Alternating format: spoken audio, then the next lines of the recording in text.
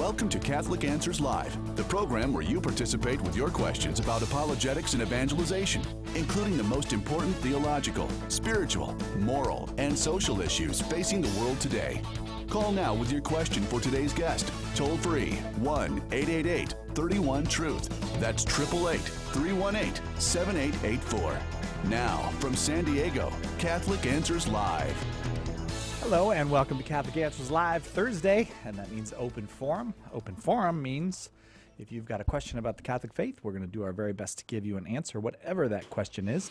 888-318-7884 is the number. If you prefer the spelled version, 888-31-TRUTH. You don't have to be Catholic to call.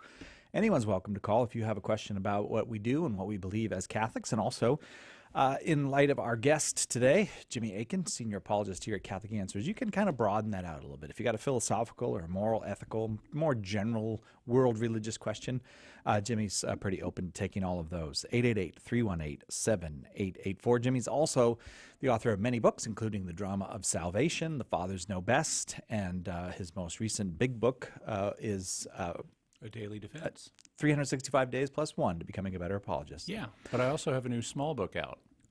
And is that a 20 Answers book? Yes, it's sitting right in front of you. It's That's the that one. 20 Answers Bible Difficulties. Very cool. Very cool. So is that always still exciting to get a book in your hands that you... Yeah, the excitement level varies depending on the size of the book, among other factors. But I really enjoyed writing this one. I wrote it in a very brief space of time because these are, smaller books. Yeah. And so I just went home and I forget, I think it took me less than a week. But it's a subject that I was able to write about fast because I've been studying and thinking about it for decades. And so it's easy to do a mini core info dump onto the printed page. And just go back to the core, download Bible Difficulties, and there it is. Well, but it takes a little bit more than that, but you're able to do it. And a couple other new ones, one on bioethics, one on Judaism. These are in the 20 Answers series. Todd's going to be in here next hour to talk about all three of them. He's going to come in and sing your praises. Oh, cool. I heard you have a question you want to start with today. Do not let him say that mine is a scaled-down version of Trent's book, because it is not. Okay, I won't let him say that. Yeah, it is a completely independent write and includes stuff that's not in Trent's book. Yeah. Well, I did say to him, he was here in the studio a few minutes ago, and I said, so which one of these three new books is your favorite? And then I said, no, I've gone down that road before, and don't answer the question. I don't want to know. Not that Todd would have, but that has happened here in this studio. It has. Before. Yeah. And that's okay. It was okay because you turned out to be the favorite. But the last it would have been okay.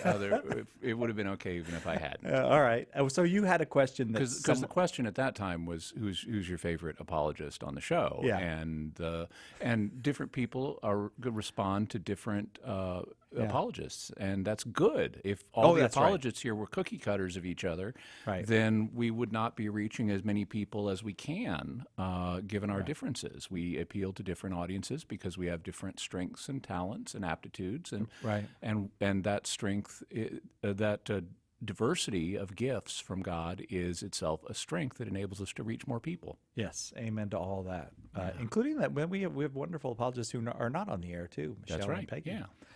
Who have their strengths as well. So I keep getting, you have a question that somebody asked you that you wanted to start with today.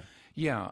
So every day on Facebook, I say happy birthday to my Facebook friends.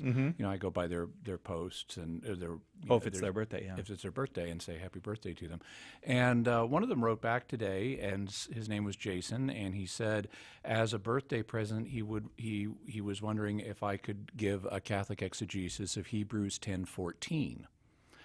That's what I was going to ask for my birthday. Well, come on. Then happy birthday that to or you a hat. too. But okay, it's not my birthday, but okay. So he wanted an exegesis of Hebrews 10:14. Yeah, 10:14. Okay. So this is what Hebrews 10:14 says. It's talking about Jesus, and it says, "For by a single offering, he has perfected for all time those who are sanctified, or those who are being sanctified, given that in Greek, sanctified is in the present tense, which connotes an ongoing action. Okay. So this verse comes up sometimes because in the Protestant community, there's a desire to say, well, Jesus was sacrificed once for all on the cross, therefore the Mass is not a sacrifice, purgatory doesn't exist, and in general, everything's already been done for us. Well, it's certainly true that there's a sense in which everything has been done for us, and that's what this verse is talking about. By Jesus's one offering on the cross, he has perfected, brought to completion in terms of what he did. He's made it possible for all of us to be sanctified. But you'll notice that this verse has both an aspect of completion, because Jesus made this one sacrifice on the cross, and in a sense, it has brought to completion or perfection this class of people. But notice who the class of people are. It's those who are being sanctified. Sanctification is an ongoing process. Mm-hmm. So, and I was actually reading a Protestant commentator who was noting this, that there's a completion aspect in terms of the author of this, namely Jesus, but there's an incomplete aspect on the part of the recipients. I got you. Because even at the beginning of the Christian life, when we first come to God and we're forgiven and justified, we're not yet fully sanctified. That sanctification is something we grow in over the course of our Christian life.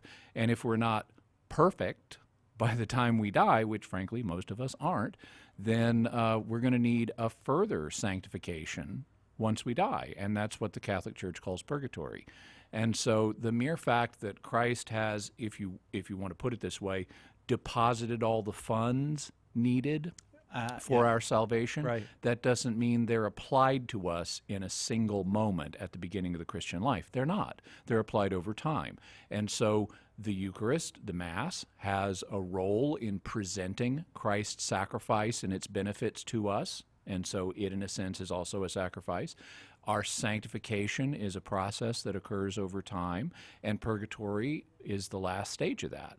And so even though everything has been done from one perspective back in AD 33 on the cross, it's still being applied to us over the course of time, both in this life and in any event before we arrive at our final destiny in heaven. And so there's no problem from this verse from a Catholic point of view. You'll find Catholic scholars and Protestant scholars basically in agreement on what the verse itself means. It's when people try to go beyond the verse and draw implications for things it doesn't even mention, like the Mass or purgatory or what have you, that the problems start coming in, because those don't really address what the verse says. Those are extended inferences that some people want to draw from the verse, but are not directly grounded here. I gotcha.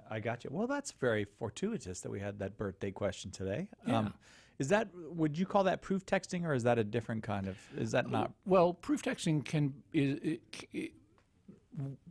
the basic meaning of proof texting is when you cite a text in proof of something. Okay. And if the text proves what you want it to, then it's perfectly legitimate to do that. We can cite Scripture as evidence for things. Right. But if you cite a text as proof of something and it doesn't really prove it, that's when it becomes proof texting in the negative sense. I gotcha. Fair enough. All right. Happy birthday, Jimmy. Jason. It was Jason. Happy birthday, Jason. And thanks for the question. And we'll be right back with more Open Forum with Jimmy Akin on Catholic Answers Live right after this. Catholic Answers Live with Jimmy Akin is coming right back. Tim Staples here. Since May is the month of Mary and Mother's Day, I'm offering a great opportunity for you to help yourself, your family, and your friends to get to know our Blessed Mother more deeply than ever before. And to help make that happen, we're offering my book, Behold Your Mother, a biblical and historical defense of the Marian doctrines for only $9.95. Folks, that's over 45% off the regular price. From her Immaculate Conception to the Annunciation, from her title as Mother of God to her perpetual virginity, from her assumption into heaven to her role as co-redemptrix, I'll give you all the facts and back them up with solid biblical evidence in a way that's easy to read, remember, and understand. Make this May the month you, your friends, and your family grow closer to the Mother of the Church, our Mother Mary. To get your copies of Behold Your Mother, call 1-888-291-8000 or log on to the shop at Catholic.com. Sharing the gospel with family and friends can be challenging. It's especially hard when they won't even hear you out because of all the mental roadblocks they've built up. This is Carlo Broussard, and in my new book, Prepare the Way, my aim is to help you tackle that essential first step to apologetics and evangelization, getting people to listen with an open mind. Even our best witness can bounce right off folks like these if we don't prepare the way first, breaking down barriers and leaving minds and souls free to encounter the truth. I'll give you evidence and arguments and step-by-step strategies based on asking the right questions to help them overcome their obstacles and make a straight path for the Lord. Order your copy of Prepare the Way today by calling 1-888-291-8000, visiting the shop at Catholic.com, or asking for it at a good Catholic bookstore near you. Homeschool Connections, an online provider of courses for your Catholic homeschool, is a sponsor of Catholic Answers Live. Homeschool Connections website is homeschoolconnections.com. Call now with your question. 888-318-7884. This is Catholic Answers Live. Welcome back to Catholic Answers Live. Jimmy Akin is our guest this hour. Jimmy, senior apologist here at Catholic Answers. And loads and loads of questions. Jimmy, shall we just... Yeah. All right, let's dig in. Kevin in Washington, listening on the Catholic Answers app. Kevin, thank you for putting the Catholic Answers app on your phone. Your question for Jimmy. Hi, yeah, thanks for taking my call. So my question has to do with Sunday. I'm a Catholic and I'm in high school, and from what I understand is obligation is to obviously go to church on Sunday or Saturday, and but I've heard things like with like doing work and stuff like that is and I've talked to priests also about this where you're not. It's better to avoid it. So I have a job, and I've asked to get Sundays off, but it sounds like they may want me to work on Sundays. And so I just didn't know if that'd be appropriate or if we should not be working. Because what I understand is that... Okay, Kevin, let's let Jimmy, because it's pretty clear what you're saying, but you want to know about what are your obligations as far as not violating the Sunday obligations. So, Jimmy? So, as a means of, as a group, as Catholics resting and worshiping, we want, to the extent we can, to go to Mass, either on Saturday evening or on Sunday, as fulfilling the group worship part of that. And we want on Sunday to avoid work, quote unquote. I'll have to explain a little more about what that means, but to avoid work to the extent we can. At the same time, the Church recognizes, based on what Jesus told us, that the Sabbath was made for man, not man for the Sabbath. The Sabbath is meant to serve human needs. We don't have to bend ourselves around to accommodate the Sabbath rules. The Sabbath is meant to help us out, and so when there's a conflict between a customary way of observing the Sabbath and a genuine human need, then the human need takes precedence. So Jesus, when he would see people who were sick on the Sabbath, even though people accused him of breaking the Sabbath by performing a work of healing on the Sabbath, he did it anyway. He also, when the disciples were hungry on the Sabbath, didn't have a problem as they were walking through a field with them rolling grain in their hands to harvest it so they could have something to eat, even though rolling grain in your hands also technically would count as work. So you can work if that's what you need to do in order to fulfill your basic needs. In the case of someone who is just at the beginning of a career, even if you're still living with your parents, let's say, there can be value in going ahead and getting a job. You may be helping your family meet expenses. You may be saving for college. You may be establishing a work record that'll help you get better jobs later. There are all kinds of different reasons why it can be legitimate for someone in your state of life to need a job. And if your employer requires you to work on Sunday, then you go ahead and work on Sunday. The church doesn't have a problem with that. The church would want to see you do what you can to get alternative time off sometime during the week, an appropriate amount where you can rest and recuperate. But it doesn't teach that you have to say no to this job. Kevin, does that help allay your anxiety about it? Yeah, because I know that like I don't have a family to support or anything like that would be a valid reason. So that makes sense. So yeah, thank you guys. No problem. Thank you very much for the call, Kevin. We go now to Cody in Albuquerque, New Mexico, watching on YouTube. Thanks for joining us on YouTube, Cody. Your question for Jimmy Akin. Howdy, folks. My question is, knowing that the church teaches that you have to be open to life, is it still a sin to not be open to life but be honest with yourself and say, I don't see myself getting married? I mean, I'm in a situation that's more difficult than that, but I don't want to take up your time. So when the church talks about the need to be open to life, they mean when you're married and when you're having sexual relations with your spouse. That's when you need to be open to life. If you're not married and you don't foresee being married, then it's entirely appropriate to say, I don't plan on having a child, because you shouldn't be. Children are to be had in marriage between a husband and wife through their sexual union, and they're not to be had in other circumstances, and you're not to be having sexual union outside of marriage. So it's perfectly possible, and this again goes back to the teaching of Jesus, for someone to say, you know, I have the gift of celibacy. I'm not going to be married. Jesus himself said some people have this gift, and if they do, they should accept it. And so if celibacy or the state of being not married is your gift, then, then pursue that gift to the glory of God. Don't plan on having a child, and don't do the things that would lead you to have a child.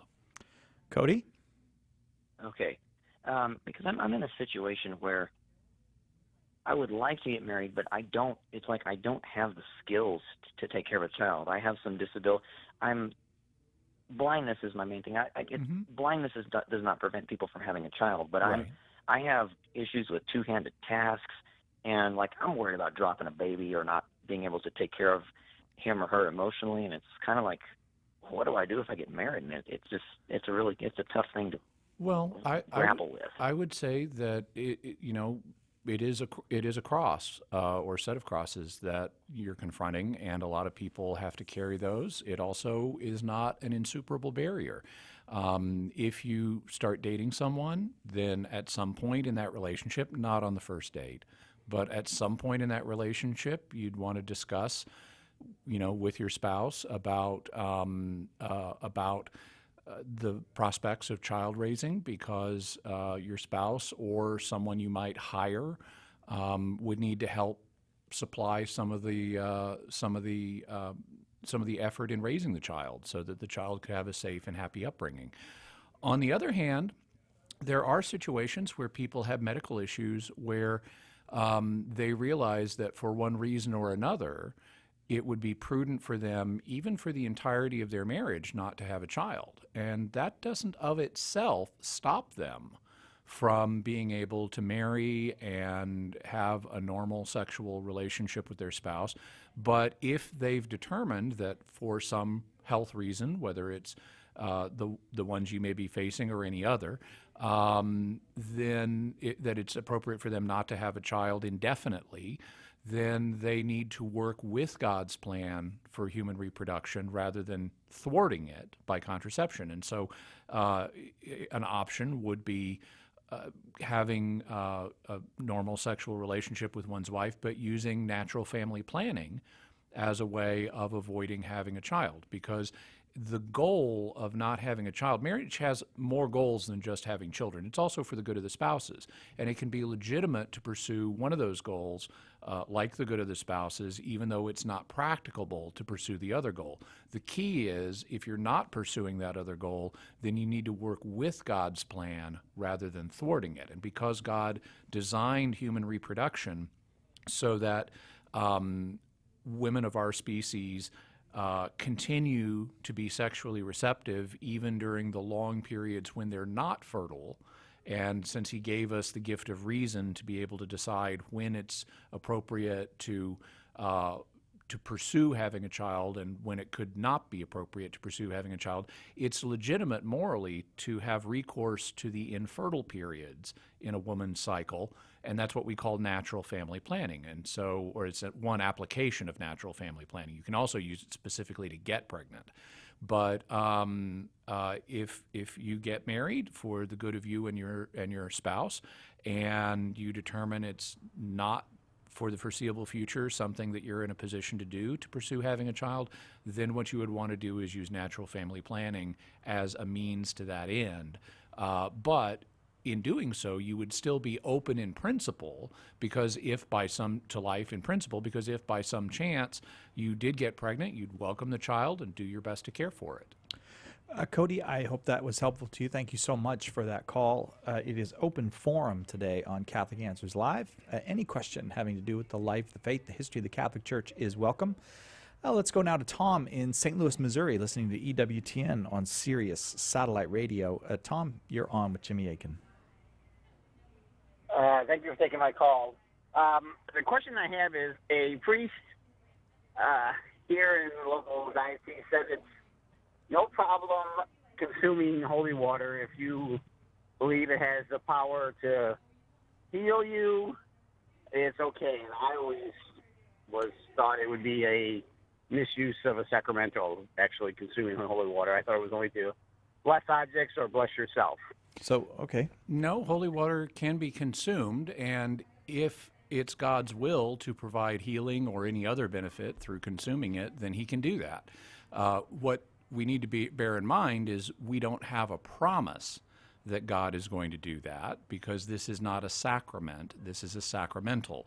When the church blesses holy water, it asks God to use it for our benefit, but it doesn't create any kind of magical energy in the water or magical property of the water or any kind of promise that God is going to do that. So if you drink holy water as a way of asking God for healing, that's fine. Just don't be superstitious about it. Okay, Tom? All right, thank you. All right. Thank you very, very much, Tom. We're keeping up at a tremendous pace today. Good. Tremendous pace. Call after call. We're supplying so many answers. I think we might be able to get Nate in before the break. That's Nate, right. We'll do our very best, Nate. Nate's listening in Dallas, Texas on AM 910 Guadalupe Radio. Your question for Jimmy, Nate. Hi, good afternoon. Thank you. I have a question about the Catholic stance on pro-life. Okay. I understand that can you hear me? Yes. What's your question? If no life is more sacred than another, just as there exists no human life qualitatively will be more meaningful than another, what about in the case that Catholics allow abortion in the case of life of the mother is at risk? Aren't you making a choice at that point? Aren't you choosing one life over another? Thank you. Okay. The Catholic Church doesn't allow abortion just because the mother's life is at risk, for precisely the reason that you mentioned, Nate. No life is intrinsically more valuable than another, and so consequently you cannot directly kill an innocent person in order to allow another innocent person to not be at risk. What the Catholic Church does allow in some situations are what are known as indirect abortions, where the goal is not to kill the baby, but the baby's death may be foreseen as a consequence of an action that has another purpose. For example, let's suppose a woman gets cancer in her uterus, and the only way to save her life is to remove the uterus. Well, in that case, because right now we don't have artificial wombs that could sustain a baby once the uterus is removed, at early stages of pregnancy at least, then it would be legitimate to remove the uterus to save the mother's life, but that's not the same thing as directly killing a person. In that case, what you're doing is morally legitimate in itself, removing a cancerous uterus. It has a foreseen side effect that a child is likely to die, but that's neither the means nor the end that you're trying to accomplish. In fact, if the child's far enough along, we could put the child in an incubator, which is basically generation 1 artificial womb technology, and save the child's life. So if you can do that, that's what you're obligated to do. As technology progresses and we get better artificial wombs, it should be possible one day to transfer the child to an incubator 2.0 as a way of saving the child's life, and that demonstrates all the further that the child's death is neither a means nor an end here. At most, it's a foreseen and unfortunate side effect of an otherwise legitimate action. But you can never directly kill the child as a way of protecting another person. Nate, maybe you can hear the music. I never know if you can hear it on the phone, but we have to take a quick break. We'll be right back with more Open Forum with Jimmy Akin on Catholic Answers Live right after this. Hang on, we'll be right back with more Catholic Answers Live. Peggy Normandin. I was really pretty vain in my mid-20s. I was consumed with all those, superficial trappings in life. Well, during this time, I had a dream where my grandmother appeared to me. She was a very loving, plain, modest woman of great faith. Well, in the dream, she was absolutely radiant. And she said, "This is what I look like now. Everything is perfect in heaven, Peggy. This is all that matters."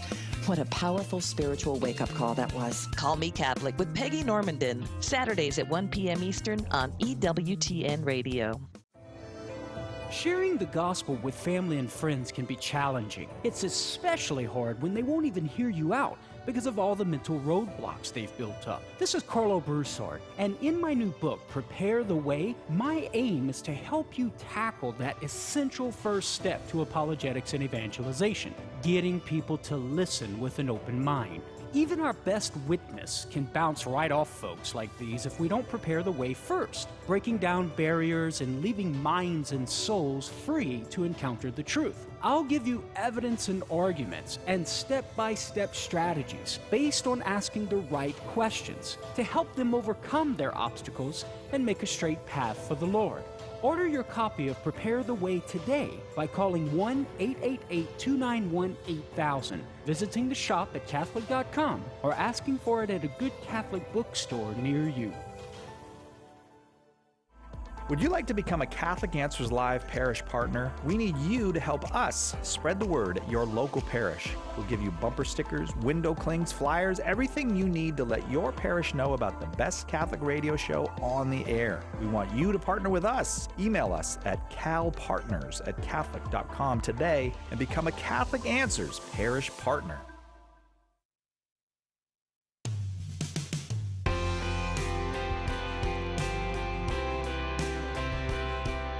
Welcome back to Catholic Answers Live. I am Cy Kellett, your host. It's 2 hours of open forum today. If you're Catholic, if you're not Catholic, if you're not sure whether you're Catholic or not anymore, just give a call, 888-318-7884, if you have a question about any aspect of Catholic life or faith. Joined in studio with Jimmy Akin this hour, but for this moment, we are also joined by Emily. What I was going to say, executive assistant, Emily. That's right. Is that right? Hi, executive everybody. Assistant. To Chris Check. To Chris Check, yeah.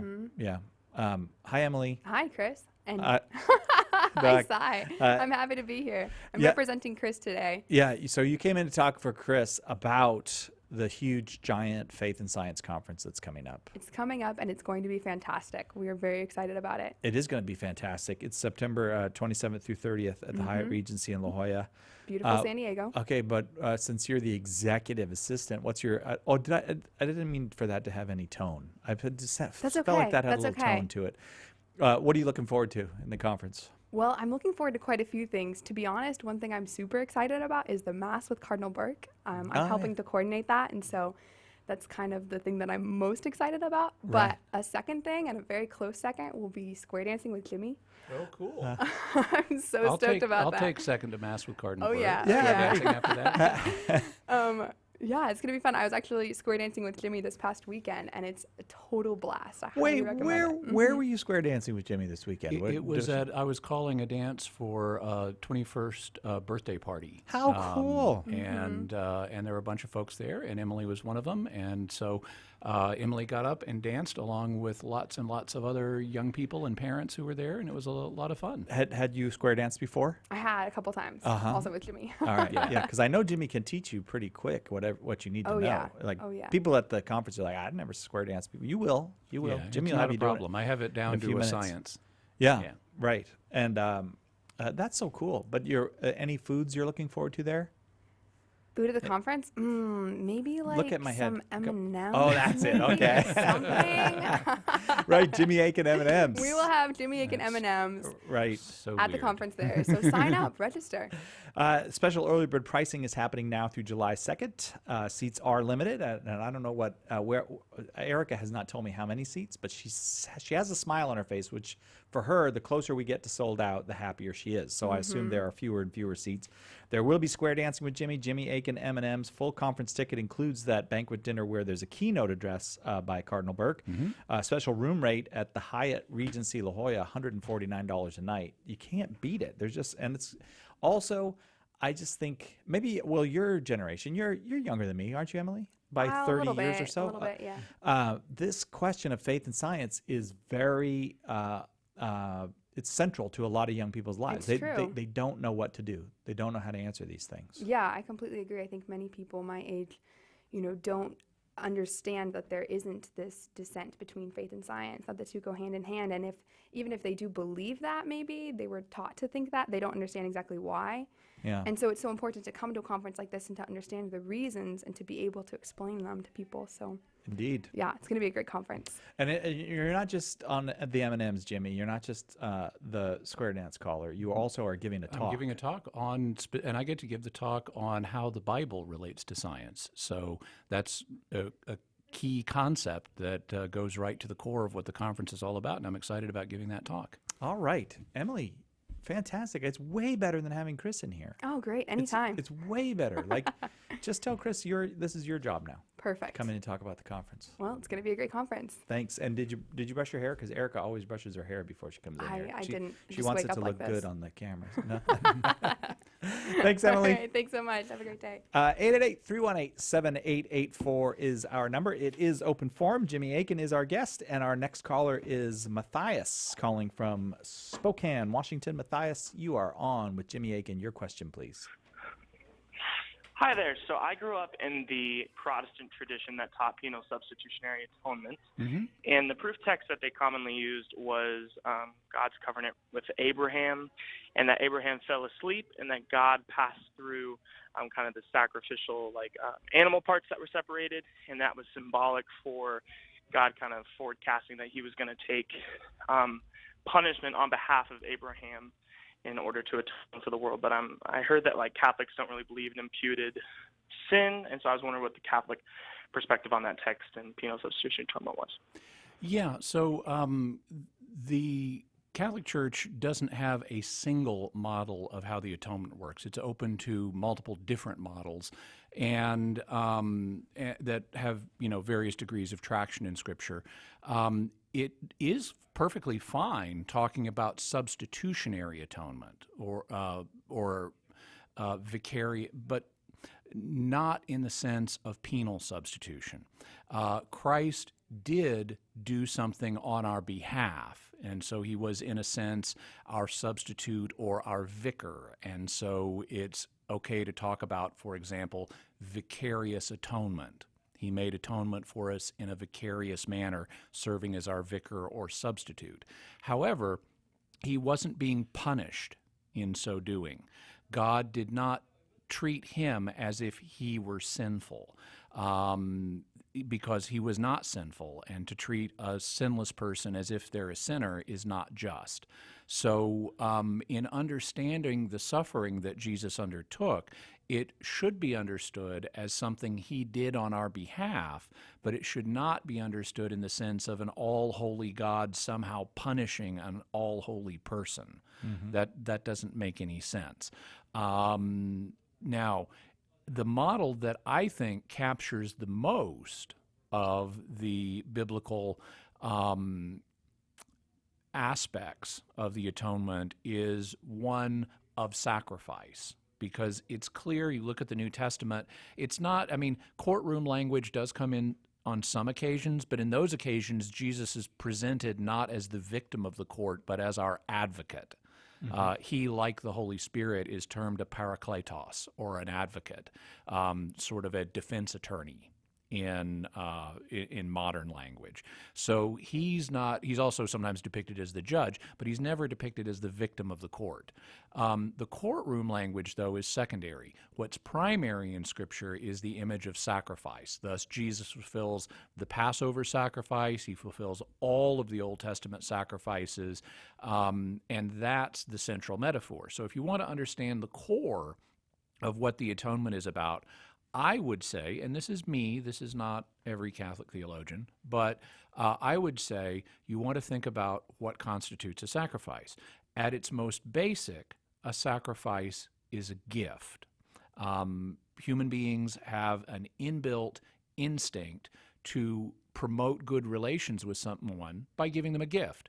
If you're courting someone, you give them a gift. If you visit a dignitary, you give them a gift. If you want to thank someone for their business in hopes of getting future business, you give them a gift. You know, vendors every Christmas give their clients gifts as a way of saying, thank you for your business this last year. We hope to do business with you in the next year.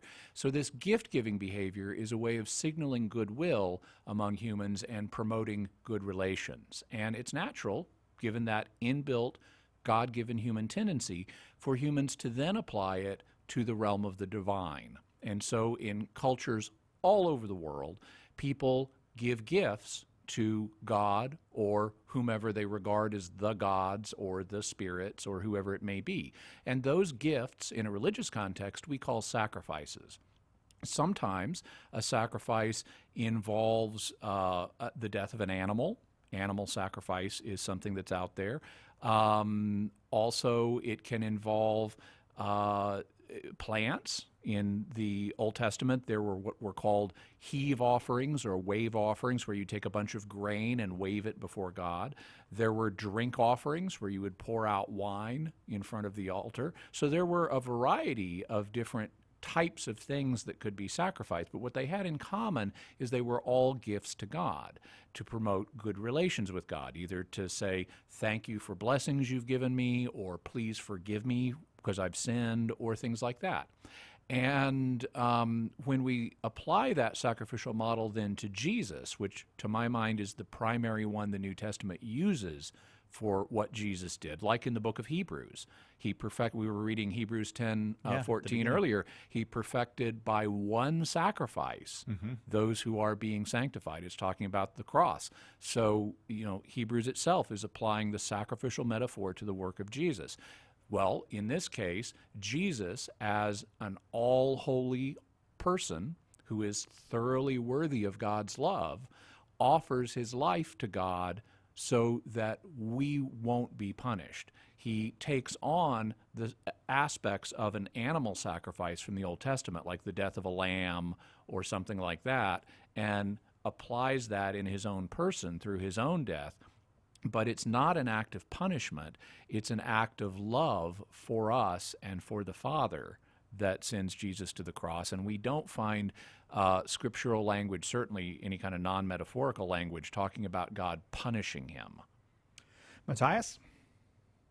Yeah, that's helpful. Thank you, gentlemen. Thank you very much, Matthias. We've got to take a quick break. We'll be right back with more Open Forum with Jimmy Akin on Catholic Answers Live right after this.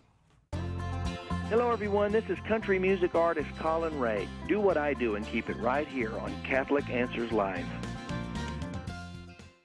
Right now, Catholic Answers is conducting its summer campaign. We're going into the lean summer months, and we're forecasting a shortfall of $220,000 before our income picks up again later in the year. This is a crucial time because we need to offset that drop in donations. To make your donation and get your special thank you gifts, visit Catholic.com and click the Summer Campaign banner. Or call us toll-free at 888-291-8000. That's the Summer Campaign banner at Catholic.com, or call toll-free 888-291-8000. St. John Paul II stated that, for the disciple of Christ, evangelization is a duty, an obligation of love. And the Catechism of the Catholic Church states that evangelization is necessary for salvation. So we know we're called, but how do we do it? St. Paul Street Evangelization can help. To learn more, contact us at streetevangelization.com. That's streetevangelization.com.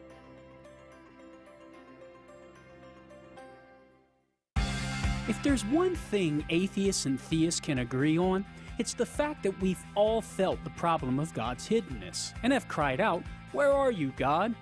The difference, however, is atheists think this is a reason to reject God and theists don't. Why? Well, first, God is not entirely hidden. Sure, we can't know He exists by seeing or touching Him, but we can know He exists through logic and reason. There's also good reason to believe God has revealed Himself through Jesus of Nazareth. If Jesus is raised from the dead, then everything He said is true. Second, God's in-your-face presence wouldn't necessarily make things better. Even on the natural level, we don't like overbearing parents. Why would we want God to be that way?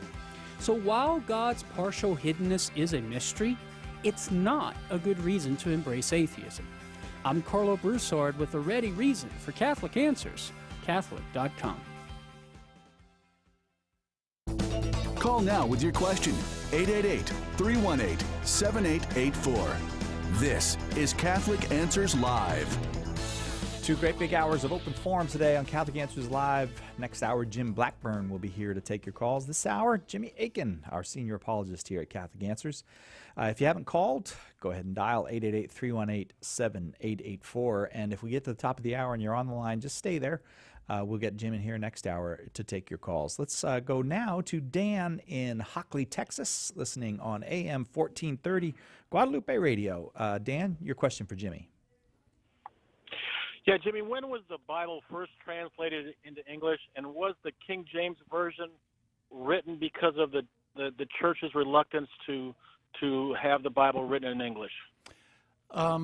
So I'd have to check because there were, in terms of the earliest translation of the whole Bible into English, I'd have to check. Some early versions that preceded the King James included Wycliffe's Bible and the Bishop's Bible. There were a few others as well.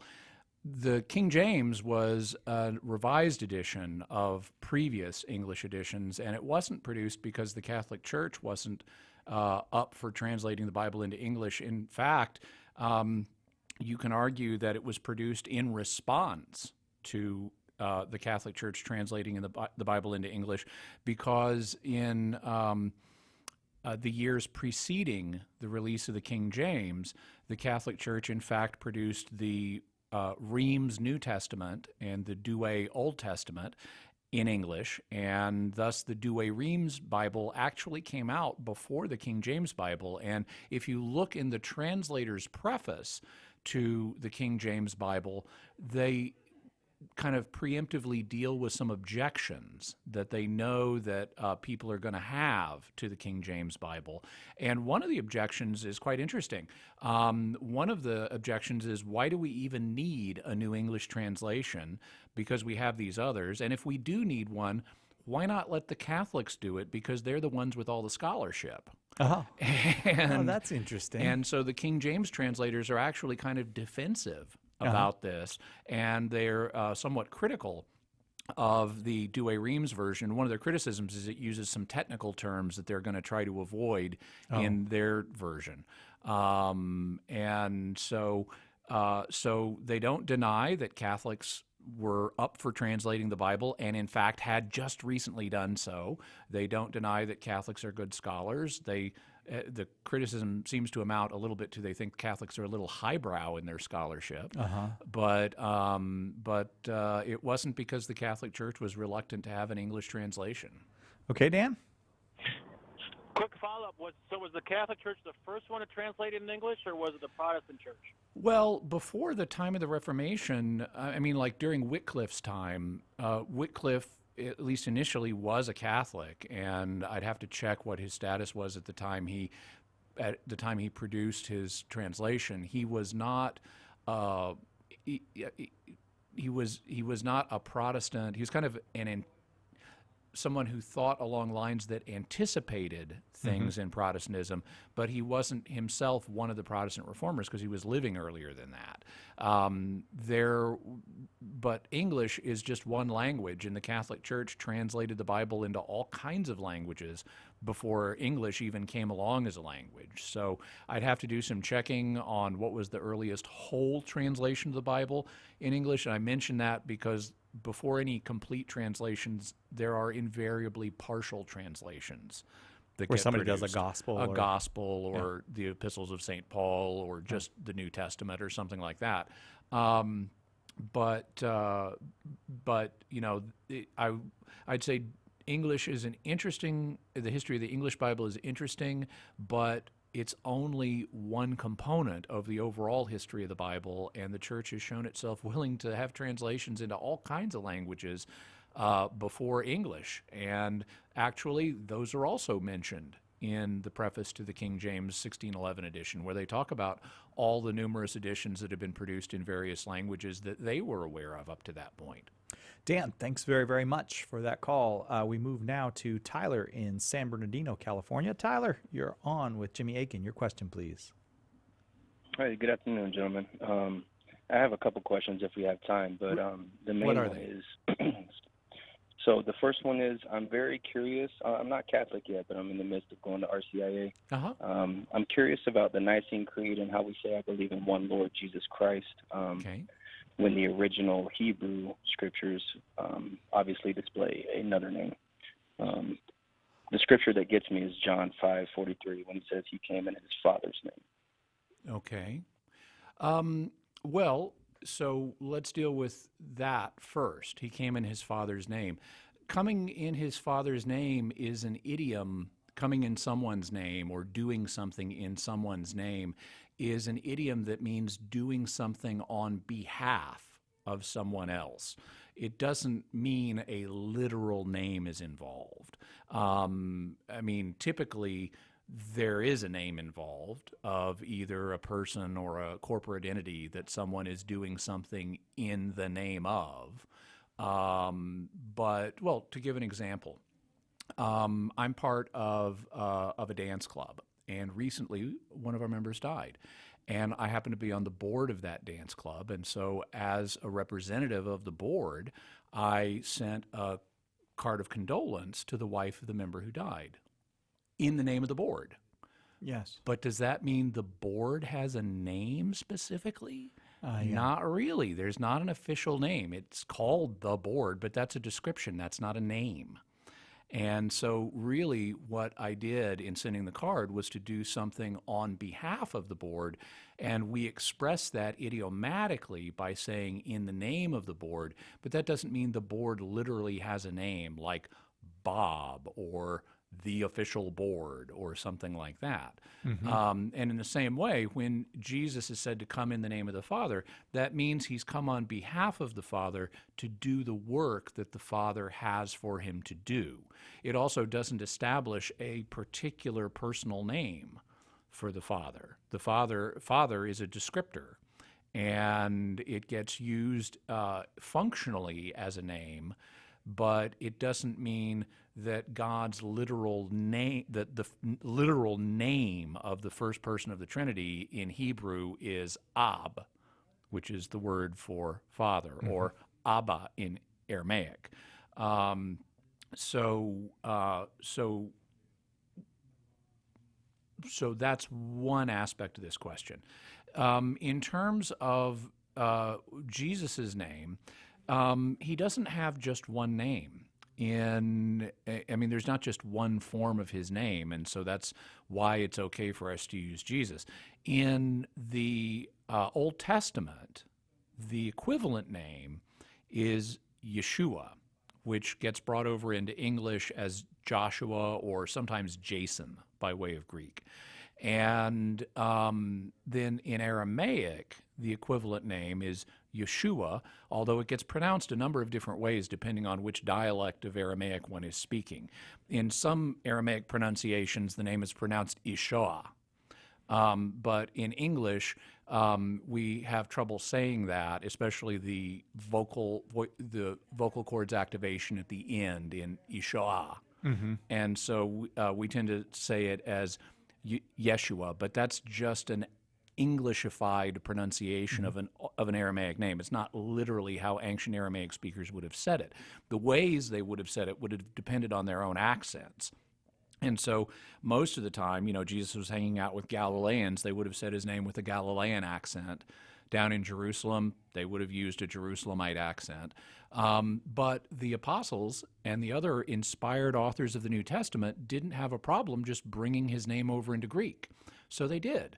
And if you read in the Greek New Testament, his name is given as Iesus. And so the precedent is already established in inspired scripture for referring to Jesus by a Greek name that's not what people would have called him face-to-face in first-century Palestine. Mm-hmm. And so we know it's okay to use alternate language forms of his name. In Greek, it became Jesus. In Latin, when it got brought over into Latin, it became very similarly pronounced Jesus.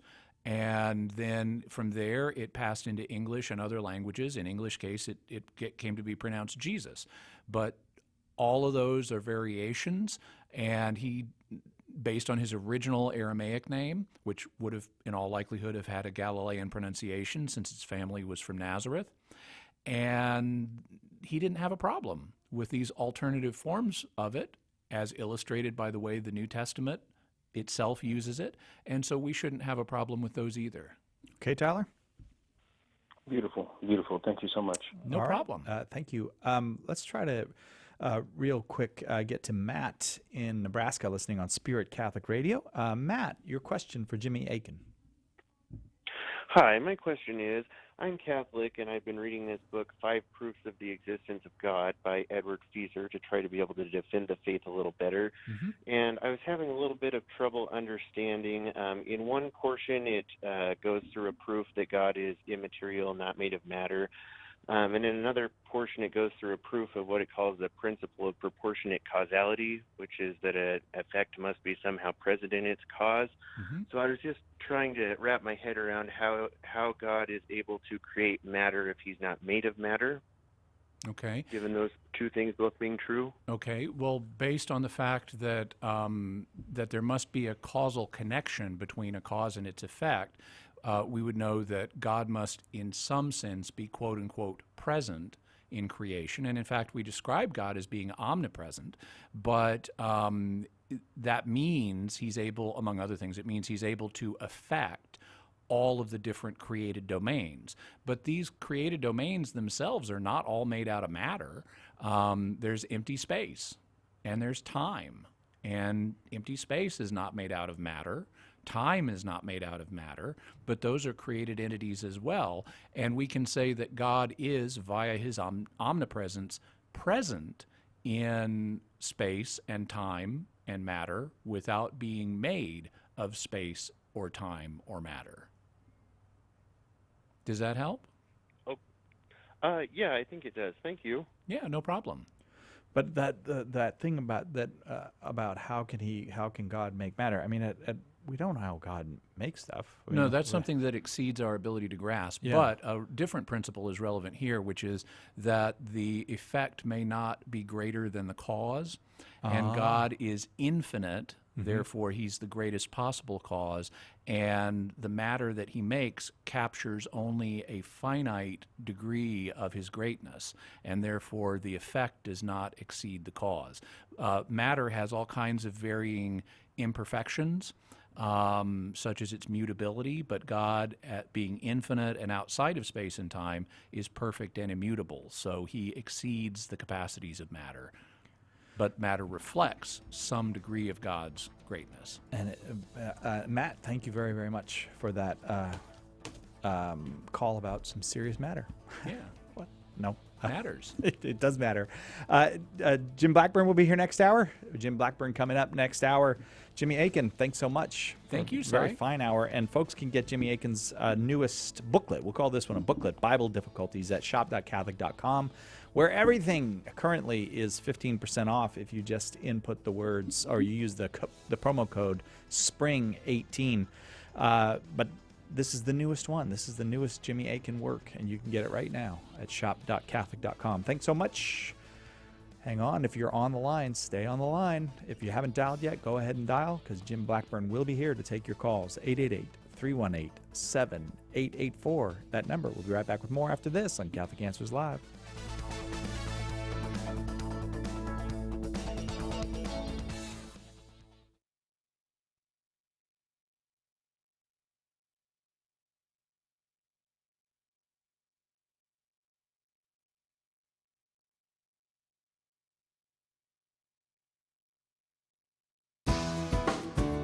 Glad you're with us. Join us on air with your questions today on Catholic Answers Live.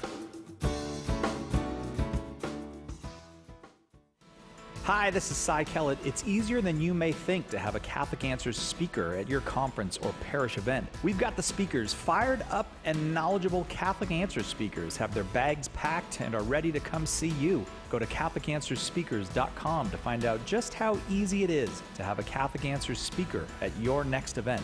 That's CatholicAnswersSpeakers.com. Carlo, get your feet off my suitcase. Interested in visiting Catholic Answers? If you live in or plan to visit beautiful Southern California, we'd love to have you come by for a tour. You can meet our apologists and staff, visit our chapel, and watch the broadcast of Catholic Answers Live. To arrange a tour, call us at 619-387-7200 or email us at visit@catholic.com. Hi, this is Trent Horn, and you've probably heard me explain Catholicism to non-Catholic callers on the radio or engage opponents in formal public debates. I've always hoped these interactions would show people how to graciously defend and share our faith. But they're not enough. That's why I've created a weekly podcast that will help Catholics answer the toughest objections against our faith. Every episode of the Council of Trent will provide listeners with a conversation roadmap that will help them share their faith with anyone. Keep in mind that I hate boring lectures. These podcasts will contain entertaining, informative, and practical explanations of the faith, as well as interviews with the best Catholic writers and speakers in the world today. Visit TrentHornPodcast.com today to find out how you can subscribe to my new podcast. That's TrentHornPodcast.com. Hello, my friends. This is Christopher Check, president of Catholic Answers. I'm sure you have heard that it's still okay these days to hold to the quaint superstitions of Catholicism as long as you leave them in church, because when it comes to reality, religion is just foolishness that withers in the fierce light of science. Problem is, this narrative is false. It is in the Christian West that scientific discovery has most flourished. Still, too many of us find ourselves flat-footed when confronted with bugbears like Adam and Eve versus evolution, creation versus Big Bang, and Galileo versus the Inquisition. What can you do? Come to Catholic Answers 5th National Conference, Faith and Science. Guest speakers Father Terry Ehrman and Dr. Stacy Trasankos will join the whole Catholic Answers team to explain how faith and science are actually in harmony. September 27 to 30, right here in San Diego. And we are thrilled to announce a special keynote address by Raymond Leo Cardinal Burke honoring the 50th anniversary of Humanae Vitae. For all the details, visit CatholicAnswersConference.com. Can you trust the basis of the Christian faith? The Christian faith is under constant attack today in numerous ways, but the attack that does the most damage is the one that asks a deceptively simple question. What if your faith is based on a myth? The skeptics come with arguments to cast doubt in numerous ways, often attacking the reliability of the New Testament and the Gospels. And the sad news is that most people don't know how to answer these charges. The good news is that there are answers to each and every one of them, good solid answers. That's why Catholic Answers Studios has just released Jimmy Akin's new DVD, The Dawn of Christian History. With his characteristic wit and passion as a master storyteller, Jimmy takes you through an exciting detective story that reveals how history supports the Christian faith. Order your copy of The Dawn of Christian History today by calling 1-888-291-8000, visiting the shop at Catholic.com, or asking for it at a good Catholic bookstore near you. Wouldn't it be great to have a book to give to anyone to explain exactly why Catholics believe what we believe? Why We're Catholic is the groundbreaking book by apologist Trent Horn, that one book you can give to anyone as a starting point for helping them to find their way into or back to the practice of the Catholic faith. Order your copies of Why We're Catholic today by calling 1-888-291-8000, visiting the shop at Catholic.com, or asking for it at a good Catholic bookstore near you.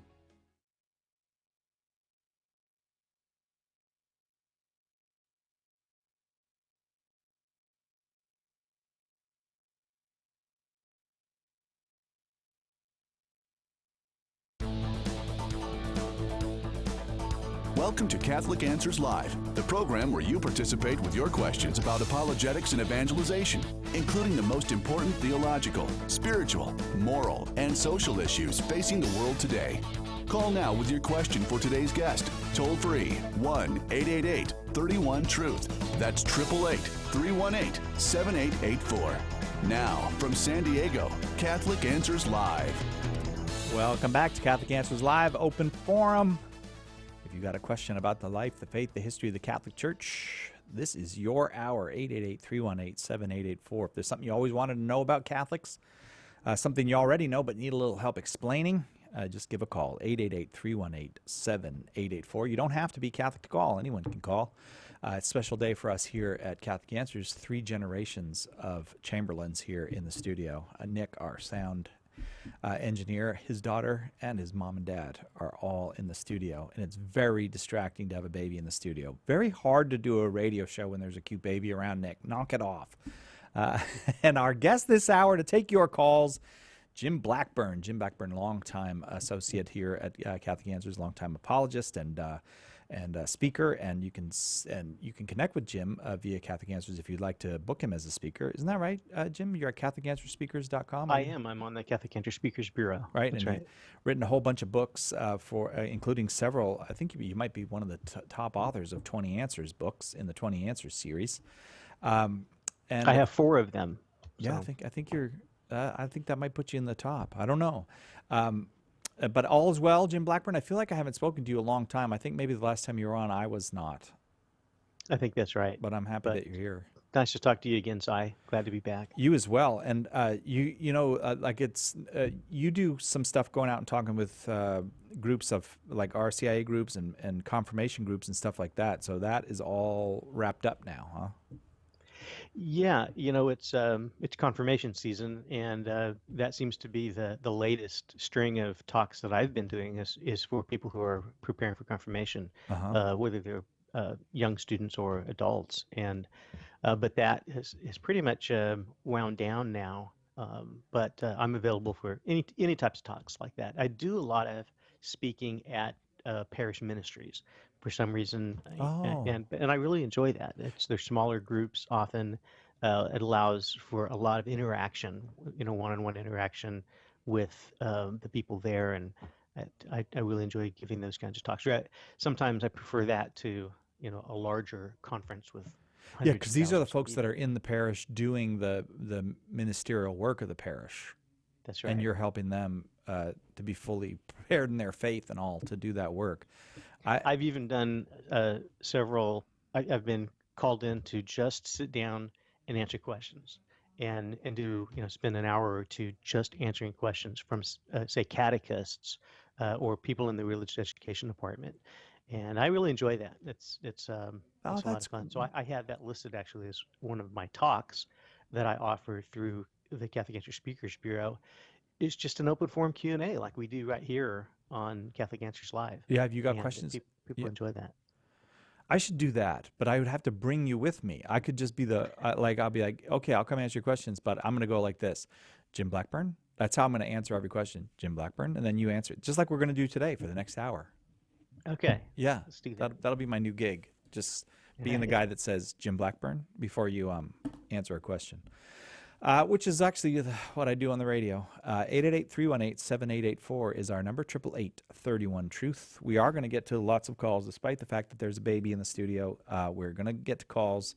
We can't just be completely preoccupied with tiny little people. Let's go to Debbie in Ohio, listening to EWTN on Sirius Satellite Radio. Debbie, you are on with Jim Blackburn. Your question, please. My question is, where does the Catholic Church stand on cremation? Okay, well, cremation is an option, typically for Catholics, if it's something that they choose for the right reasons. We recognize that our bodies break down. When we die, our bodies are going to break down and eventually become dust. For example, as we're told in Genesis, that's something that's going to happen to our bodies anyway. And sometimes people just prefer the idea, maybe for lower expense or other reasons, to just have a cremation done, which essentially reduces the body to dust immediately. And that's the church is open to allowing that. The church does allow it. However, there have been times in the past where, for one reason or another, a Christian or Catholic might oppose a teaching of the church, such as the resurrection of the body, the bodily resurrection at the end of time. And a person might, because of his disbelief in that, almost out of spite, choose cremation as though to say, see, God's not going to be able to resurrect my body because there's nothing left of it, essentially. Of course, that's ridiculous. God can resurrect a body in whatever state it is. So the church, knowing that there have been issues in the past where people would basically, out of defiance of church teaching, choose cremation, the church has inserted into the Code of Canon Law a canon that says that cremation, the church does not prohibit cremation unless it is chosen for a reason contrary to Christian doctrine. So as long as it's being chosen for some reason, for some other reason, then the church allows cremation. Okay. And then one other piece of that is does it have to be? I mean, what about spreading the ashes then, like out on the lake, or does it have to be buried, or it's Great question, Debbie. follow-up question, Debbie. And the presently, the church does not see the sprinkling or spreading of the ashes as a reverent treatment of human remains. The church, right now at least, requires that, in the case of cremation, that the ashes be interred, and that they be interred at a say a Catholic funeral home, not even sitting on the mantle, in someone's home. They must be interred and at a preferably a blessed, say, Catholic cemetery, but not sprinkled. The church does not see that as a reverent treatment of the remains. Now that could change. That's a discipline of the church. It's not a doctrinal matter. So the church could, as culture comes to recognize, and I think our culture largely has come to recognize sprinkling of ashes as being a reverent treatment of the remains. But until the church says that that is appropriate, the church does not allow that. Debbie, thank you so much for those questions. I thought Jim and I together answered your questions really well. See what I'm saying, Jim? Thanks a lot, Cy. You were a great help there. Appreciate it. We team up like that, and I think that just makes a wonderful presentation. We go to the church. Anybody can ask me any question they want, and I just say Jim Blackburn, and then you answer it. I don't think you're seeing the brilliance of this. Trudy in New York, watching on YouTube. Thanks for watching us on YouTube. Trudy, your question for Jim Blackburn. Hello, thank you so much for taking my call. I recently became a Catholic. Thank you. I recently became a Catholic, Easter Vigil this year. And so I've been trying to explain the faith to Protestants and other people that don't like the Catholic Church, and I was trying to explain Mary, and there's like a verse in the Bible, or a part in the Bible where it talks about like when Jesus was on the cross and he told John, behold your mother, and I was explaining that to my cousin, and she said, well, that's only for John, that's not for the entire like humankind. So how do I explain that to her, that Mary is all of us, like she's our mother? Sure, and certainly, Trudy. And by the way, welcome to the church. Welcome home. It's wonderful that you've entered the church fully now. At the cross, Jesus' words, certainly the most literal understanding of what Jesus is saying to John here is that he is giving Mary to John for John to care for Mary, and for John to care for Mary as his own mother. Mary, your son, John, your mother. So that's certainly the most literal of what was happening there. However, the imagery of that for the rest of us, John would go on as one of the apostles to live a long, long time and teach the faith. Mary is, and John would, of course, go on and care for Mary.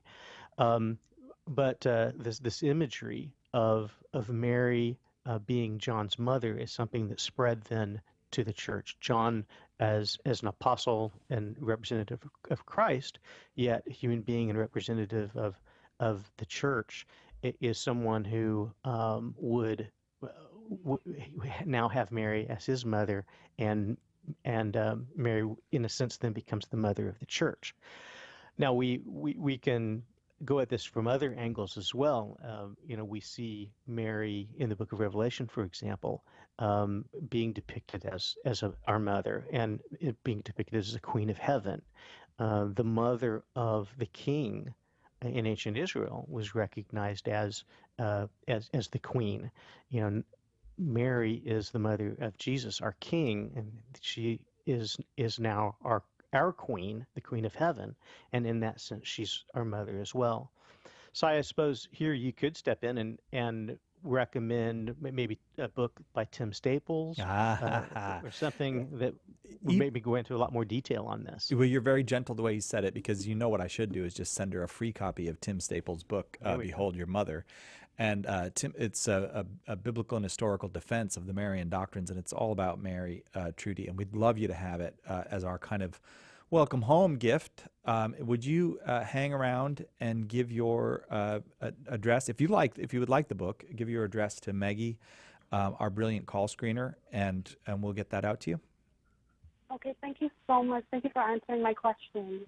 Thank you, Trudy. Thank you for the call. Call anytime. That's why we're here. And between me and Jim Blackburn, we can answer any question you've got. We are quite a team, the two of us. He's got the answers, and I've got his name, Jim Blackburn. Cy, I have an identical twin brother. His name's Jeff, and literally between the two of us, there is no question we cannot answer. Really, it's literally any question, not even just on apologetics or faith and morals, but anything. You can ask anything. And now what we generally do, of course, is if you were to ask me a question I don't know the answer to, then that means Jeff is the one who has to answer that. And he's not here right now, so. I see how that works. I was thinking of our relationship kind of like this. You remember that the highest scoring the basketball player in history was Wilt Chamberlain, scored 100 points one night. And there was another guy on the team that scored 1 point, and he always referred to it as the night that Wilt and I combined for 101 points. So nice. That's the way you and I do it. We'll take a quick break. We'll be right back with more Jim Blackburn Open Forum on Catholic Answers Live right after this. Hey everyone, this is Jim Blackburn, Catholic apologist, author, and speaker.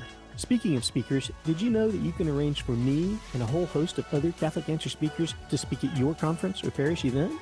Go to CatholicAnswerspeakers.com to get all the information you need to book one of our amazing speakers today. That's CatholicAnswerspeakers.com. We look forward to seeing you.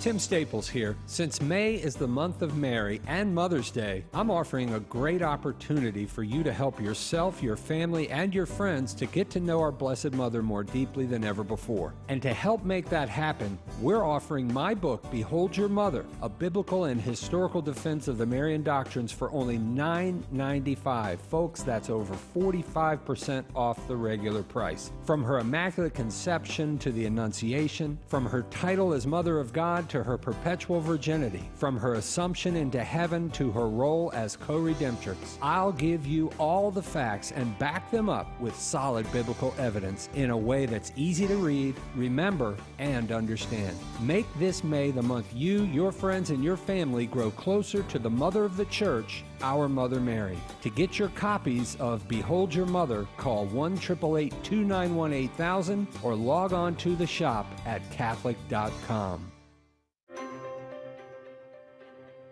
St. John Paul II stated that, for the disciple of Christ, evangelization is a duty, an obligation of love, and the Catechism of the Catholic Church states that evangelization is necessary for salvation. So we know we're called, but how do we do it? St. Paul Street Evangelization can help. To learn more, contact us at streetevangelization.com. That's streetevangelization.com. Catholic Answers Live is brought to you in part by CatholicSingles.com, the website for Catholics who want to meet others who share their faith and values for faith, fellowship, and love. You can learn more at CatholicSingles.com. Catholic Answers Live thanks CatholicSingles.com for their generous support. Call now with your question, 888-318-7884. This is Catholic Answers Live. Wow, this is a big hour. This is a big deal here at Catholic Answers Live. I'm Cy Kellett, your host. It is open forum. Jim Blackburn is our guest. But the mighty Todd Agliolaro also joins us in studio. We haven't done this before. I'm just realizing. Todd is the publisher of Catholic Answers Press. Did I say that right? The editor? Director of Publishing? Director of Publishing, that's the way. Yeah, okay.